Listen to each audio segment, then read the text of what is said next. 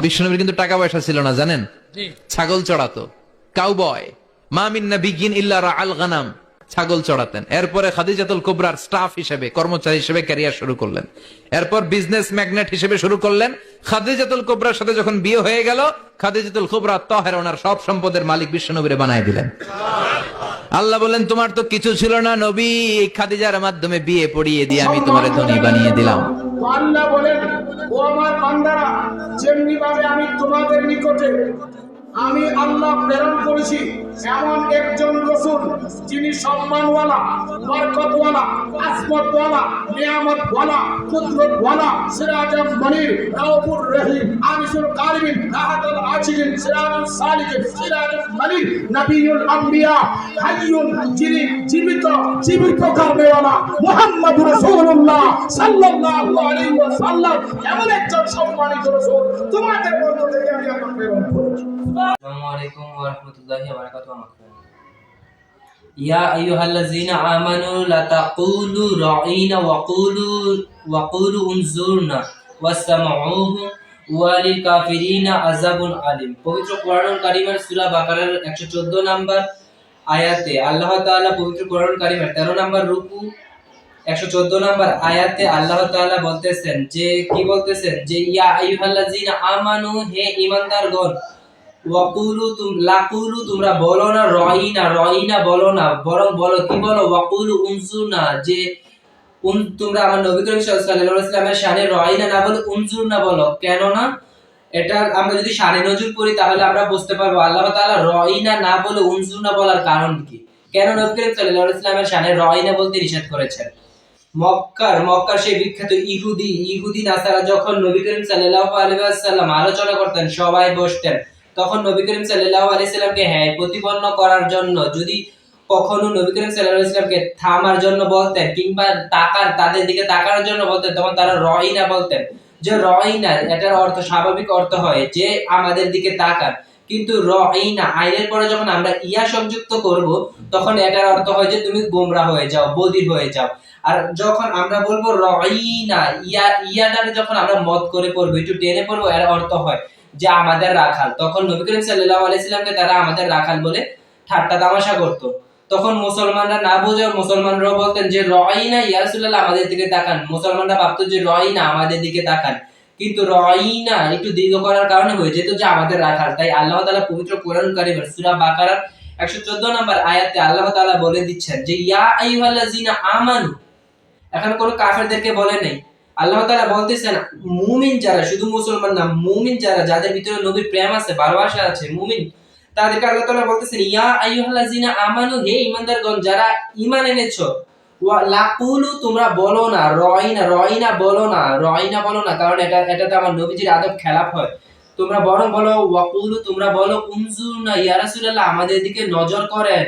তারপর আল্লাহ তাআলা বলতেছেন ওয়াসমাউহু, এবং তোমরা শুনে রাখো, ওয়াল কাফিরিনা, যারা রয়িনা বলল, কুফরি করলো, তাদের জন্য রয়েছে আযাবুন আলীম, কঠিন থেকে কঠিনতম শাস্তি। এখন আল্লাহ তাআলা আমাদেরকে রয়িনা বলতে নিষেধ করেছেন, কারণ এর একটা অর্থ হয় যে আমার রাখাল। নবী করিম সাল্লাল্লাহু আলাইহি সাল্লামকে রাখাল বলার কারণে নবী করিম আল্লাহ তাআলা বরদাস্ত করতে পারেন নাই। আল্লাহ তাআলা তার সাথে সাথে বলে দিচ্ছেন যে তোমরা আমার নবী করিম সাল্লাল্লাহু আলাইহি সাল্লামকে রয়িনা বলো না, বরং উনজুরনা বলো, যে ইয়া রাসূলুল্লাহ আমাদের দিকে নজর করেন। তাই সুন্নিরা বলে উনজুর হালানা ইয়া রাসূলুল্লাহ ইসমা ক্বালানা ইয়া হাবিবাল্লাহ। আমি বলতে চাই যে কোরআনুল কারীমে আল্লাহ তাআলা আমার নবী করিম সাল্লাল্লাহু আলাইহি সাল্লামকে রাখাল বলা বরদাস্ত করতে পারেন নাই, সাথে সাথে নিষেধ করে দিলেন।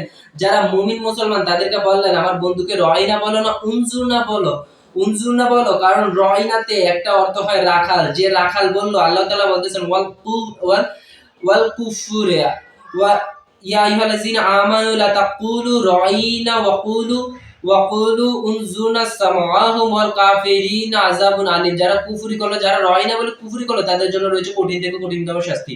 আল্লাহ এখানে ওয়াল কাফিরিনা কেন বললেন? কারণ আল্লাহ তাআলা এটা দিয়ে বুঝাতে চাইলেন যারা রয়িনা বলে আমার নবী করিম সাল্লাল্লাহু আলাইহি ওয়াসাল্লামকে রাখাল বললো, তারা কুফরি করলো, আর তাদের জন্য রয়েছে কঠিন থেকে কঠিনতম শাস্তি। এখন বর্তমান জামানায় আমরা দেখতেছি যে আজহার বিশ্ববিদ্যালয়ের মতো এক বিশ্ববিদ্যালয়, যেটা পৃথিবীর শ্রেষ্ঠ বিশ্ববিদ্যালয়, ওই বিশ্ববিদ্যালয় থেকে উনি ডক্টরেট ডিগ্রি অর্জন করলেন, লক্ষ লক্ষ শ্রোতা তার মাহফিলে যায়, এক মাহফিলে 15 লক্ষ মানুষ, এক এক মাহফিলে লক্ষাধিক মানুষ যায়। যাওয়ার পরে মানুষ মানুষ তার কাছ থেকে সুন্নিয়ত, আমাদের মুসলমান ভাইয়েরা সুন্নিয়ত শিখার জন্য যায়, নবীজির প্রেম শিখার জন্য যায়, আদর্শ শিখার জন্য যায়, কিভাবে আমাদের জীবন বাস্তবায়ন করবো এটা শিখার জন্য যায়।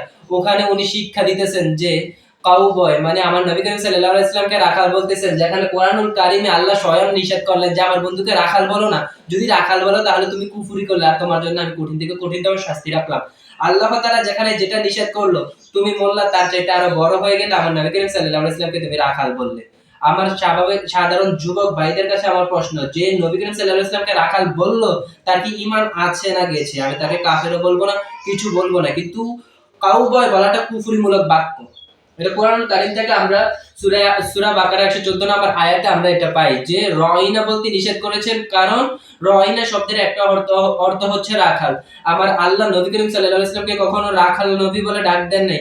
আমার আল্লাহ সব সময় আমার নবী করিম সাল্লাল্লাহু আলাইহি ওয়াসাল্লামের সম্মান বৃদ্ধি করে ডেকেছেন। কোথাও আমার আল্লাহ বলছেন ইয়াসিন, কোথাও মুজাম্মিল, কোথাও মুদ্দাসসির, কোথাও তোহা, কত মধুর মধুর নামে আমার আল্লাহ আমার নবীকে ডাকলেন। প্রত্যেক জায়গায় আমার নবী করিম সাল্লাল্লাহু আলাইহি ওয়াসাল্লামের সম্মান বৃদ্ধি করেন আমার আল্লাহ। আর যে জায়গার ভিতরে নবী করিম সাল্লাল্লাহু আলাইহি ওয়াসাল্লামকে কটূক্তি করে, নিশ্চয় মনে রাখবেন ইহুদিরা যখন মুসলমানের মুখে রাইনা শব্দ শুনতো ইহুদিরা অনেক খুশি হতো, আল্লাহ তাআলা তাই বরখাস্ত করেন নাই। আজকে যারা আমার নবী করিম সাল্লাল্লাহু আলাইহি ওয়াসাল্লামকে কাউবয় বললো, রাআল গানাম বললো, আমার নবী করিম সাল্লাল্লাহু আলাইহি ওয়াসাল্লামকে যারা রাখাল বললো, মনে রাখবেন নিশ্চয়ই সেই ইহুদিদের সালা। যদি মধুর মধু না মাখা নামে যখন ডাকে, এটা হলো ইমানদারের এশকের খোরাক। তাই একজন আশিকের রাসূল বলতেছে ইয়াসিন মুজাম্মিল মুতাসির বিতহা, কত মধুর মধুর লকব দিয়ে ডেকেছেন খোদাই, কত মধুর মধুর লকব দিয়ে ডেকেছেন খোদাই। ও আল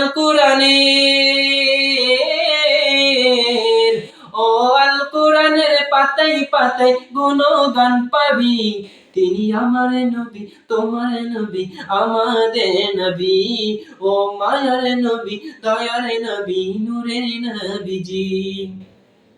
এখন প্রত্যেক সুন্নি মুসলমান ভাইদের মধ্যে অন্তরে নবীজির প্রেম এতটাই প্রফুল্ল যে আমার নবী করিম সাল্লাল্লাহু আলাইহি ওয়াসাল্লামকে যদি কেউ রাখাল বলে তাহলে তারা কখনো এটা বরদাস্ত করতে পারবে না। তাই আপনি যত বড়, আমার আজকে বারবার মনে হচ্ছে শহীদ নুরুল ইসলাম ফারুকী হুজুর কেবলার কথা।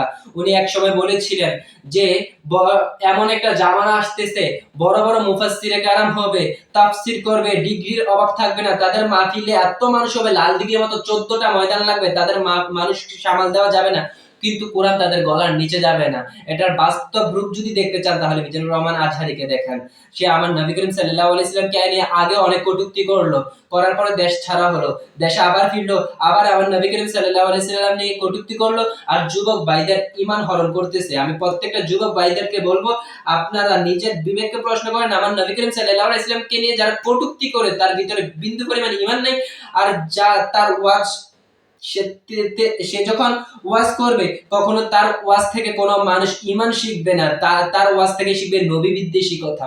তাই আমি বারবার বলবো, এখনো আপনাদের ঈমান মজবুত করার সময় আপনারা আমার নবী করিম সাল্লাল্লাহু আলাইহি ওয়াসাল্লামকে যদি অন্তর থেকে ভালোবেসে থাকেন তাহলে আমি একটা কথাই বলবো, আপনাদের নিজেদের বিবেককে প্রশ্ন করুন, আপনাদের নিজের বিবেককে প্রশ্ন করুন যে আমার নবী করিম সাল্লাল্লাহু আলাইহি ওয়াসাল্লামকে এত কটূক্তিমূলক কথা বলতে পারে, আদৌ কি তার ঈমান আছে? আর যার ঈমান নাই তার কাছে আমি যাওয়ার পরে আমি তার কাছে ঈমান শিখবো কি করে?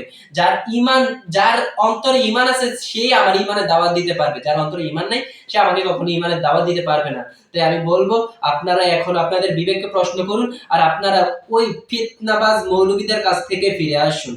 আর আপনারা আমাদের সুন্নি আলেমদের মুখে নবী করিম সাল্লাল্লাহু আলাইহি ওয়াসাল্লামের শান যদি শুনেন, এত মধুময় শান, তারা আমার নবী করিম সাল্লাল্লাহু আলাইহি ওয়াসাল্লামকে কত সুন্দর ইয়া নবী সালাম আলাইকা বলে ডাকে, ইয়া রাসূলুল্লাহ বলে ডাকে, কত মধুর মধুর নামে ডাকে। আপনারা যদি আমার নবী করিম সাল্লাল্লাহু আলাইহি ওয়াসাল্লামকে এত মধুর মধুর নামে ডাকেন, হয়তোবা আমার আল্লাহ এই নামের উসিলায় আপনাদেরকে পরকালে মুক্তি দিতে পারে।